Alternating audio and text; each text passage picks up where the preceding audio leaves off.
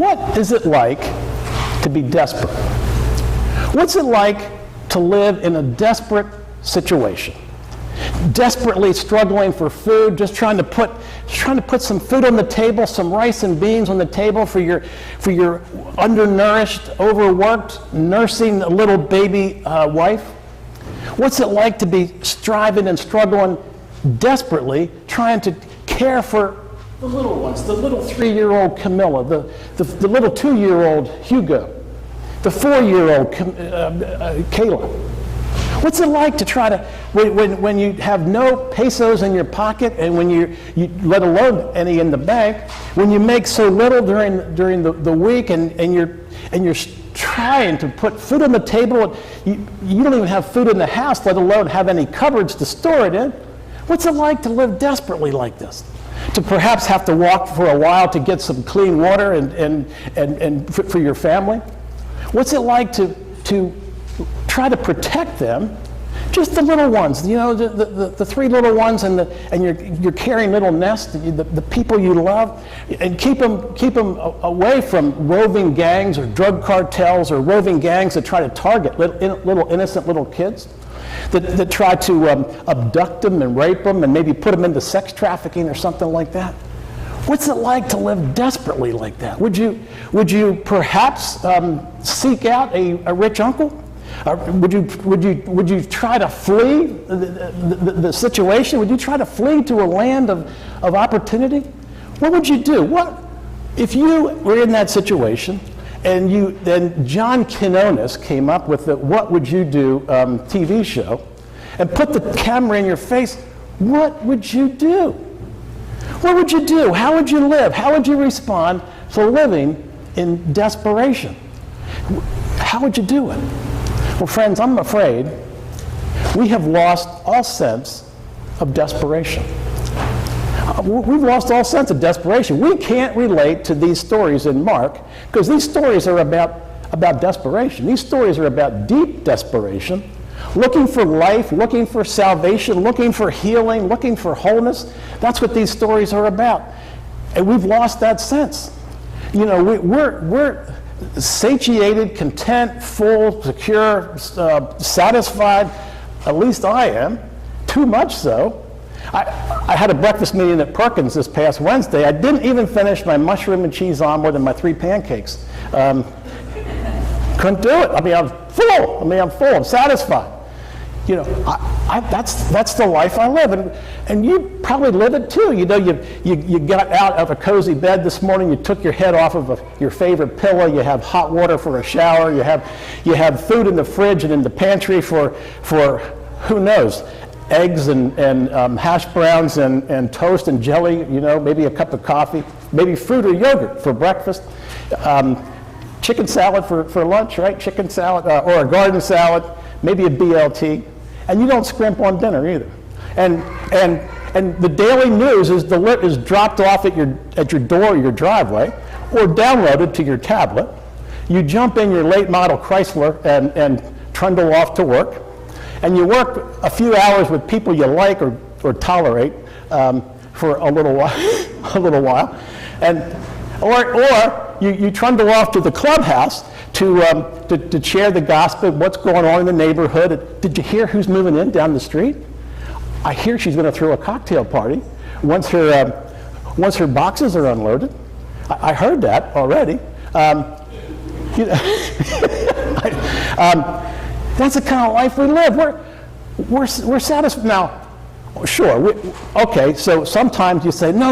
I'm desperate because the cable went out for a couple hours. And it did on Friday for the whole East Coast, right? I'm trying to babysit 3 little kids, and the cable goes out. I'm like, what? Really? Call the cable company. They don't answer the phone. I'm desperate. They go, oh yeah, we're having technical trouble. I know. Or your electric toothbrush doesn't work, and so then you have to, what? You have to go up and down, up and down. Like the dentist teaches me every time I get a cleaning, here's how you brush your teeth, right? Or you pull up to Starbucks, they don't have any dark roast coffee. Are you serious? This didn't happen to Jennersville or Kennett. No dark roast, I have to wait 3 minutes? Get out of here. Desperate. Or finally, the remote control stops working, and then you tear the house apart looking for 2 measly AA batteries, right? You're in the junk drawer. I know they're in here. Stuff goes flying. Desperate. Or maybe you do know desperate. Maybe you had an experience a little bit like mine. It was the spring of 1980. I was in Williams Air Force Base at pilot training, and they threw a big party for the whole community. So thousands of people were coming out to the base, and they had military displays, they had airplanes on display, they had bouncy houses, they had food carts, they had stage for some bands, and it was a grand time, and there was thousands of people all over. And so Lisa and I are there with my 4-year-old Michael, 2-year-old Jeffrey, and Angie was 6 months in a stroller. So we're there with 2 friends, Vern and Dottie, who also have 2 little kids. So Vern and Dottie and I go out. Vern and I go off to get some drinks for the family. So we go off and we come back with the drinks, and we're all set. Where's Jeff? No, Jeff's gone. Little Jeff just trundled off. He's gone. We're like, no, we're desperate. We're like, are you kidding? Where'd he go? He's only this high. He's 2, and there's tall people everywhere. We're starting to scream. We're starting to go, Jeff! So we spread out looking for him. We're going like, Jeff! We're like, oh man, can't you feel you can feel your heart starting to race. I start to get choked up just thinking about losing a little kid like that. My little Jeffrey, we used to call him Pfeffels, because he loved to hug and cuddle and snuggle, and the guy was so compassionate, and he could probably wander off with a stranger, So we're fanned out yelling and screaming, and if you've ever had that experience, you know exactly what it's like to be separated from your children. To not have the children to be able to protect them and to hug them and to care for them. You've had that experience. Or hopefully you haven't, but it's horrendous to have that feeling that you can't protect your children. You're desperate. So now I think perhaps we can relate to these stories in Mark. Because we have to be a little desperate, or have a feeling of desperation to understand. So these 2 stories are about desperation. It brings 2 people together. First off, desperation brought Jairus, who was a bigwig, well-heeled synagogue ruler. It brought him to seek out Jesus for his little daughter, for Daddy's little girl. He saw his daughter slipping away at death's door. Desperation brings him out to seek Jesus.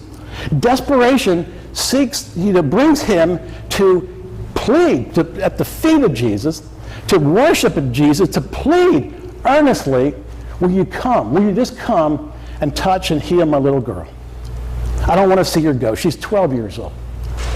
I want to protect her and care for her. Desperation brings Jairus to throw protocol out the window, to be ridiculed, humiliated by other Jewish leaders, because he's seeking Jesus Christ. He's seeking out this Jesus. Desperation knocked Jairus off the top rung of the social ladder, and he hit the dirt at the feet of Jesus. That's what desperation does. When you're desperate, that's what you do. You seek out the health, the healing, the wholeness of Jesus Christ. Now, interestingly enough, and if you have to sort of fine read this story, these 2 people, stories get entangled 12 years earlier. Because look, in Jairus' household, there was a cry 12 years earlier, the cry of a newborn. The cry of a new baby being born, a new little girl being born. And for Jairus, there was 12 years of happiness, 12 years of joy. At the same time that little baby cried, across the town, there was a cry from this unnamed woman who started to bleed, who started to hemorrhage, who started to have this problem this problem that life was being flowed out of her, and it caused her 12 years of pain, 12 years of agony. So these 12 years go by. Now, the same cry, the cry from Jairus, the cry from the unnamed woman, are both out of desperation. They want healing, they want wholeness. They seek Jesus Christ. They seek Jesus. You see, desperation in this unnamed woman caused her to try to sneak up behind Jesus, to touch his robe, to steal some power from him, and make him unclean. You know that in Leviticus it says a woman that has a flow of blood is unclean. She's at the lowest rung of the social ladder. She can't go to worship. She's a social outcast. She can't be with people, and she'll make the rabbi unclean by simply touching him. That's what it does, and that desperation caused her to seek doctor after doctor after doctor, spend money after money, spend all her money, to be totally broke, seeking health, seeking wholeness, seeking to be made well, seeking life. That's what desperation does.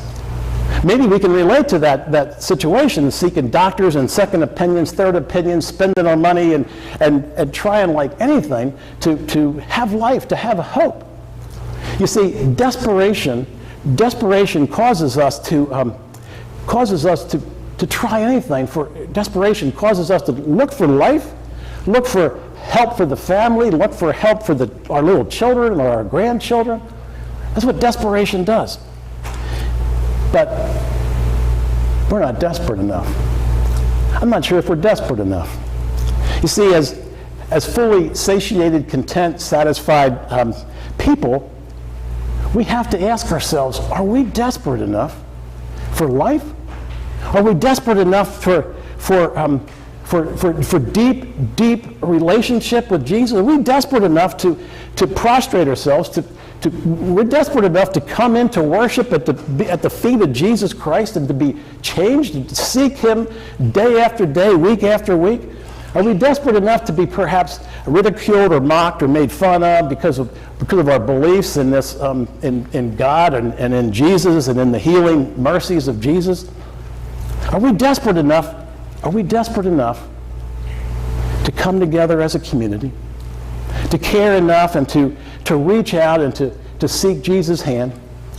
You see, when life blood flows out of us, when we go from diversion to diversion, and we spend our money on our toys and our entertainment and our hobbies and our pleasures and our addictions, and when life falls down around the side of us, when we live in without hope hope in other people, or hope in sane decisions, or when we're living without hope, and people fail around us, and the roof leaks, and the tumor's malignant, and the sedan rusts out, and friends, when that all happens, desperation can lead us into worship, can lead us to reach out our hands and touch the hand, the healing hand, the merciful hand of Jesus Christ. The one who bled and died and has a bloody hand reaching out to you, reaching out to give you wholeness, to give you hope, to give you health and vitality and everything he can give. Friends, when we reach out to him, he's the one, he's the only one that says, don't be afraid. Don't be afraid, just believe. Don't be afraid, just believe. Amen.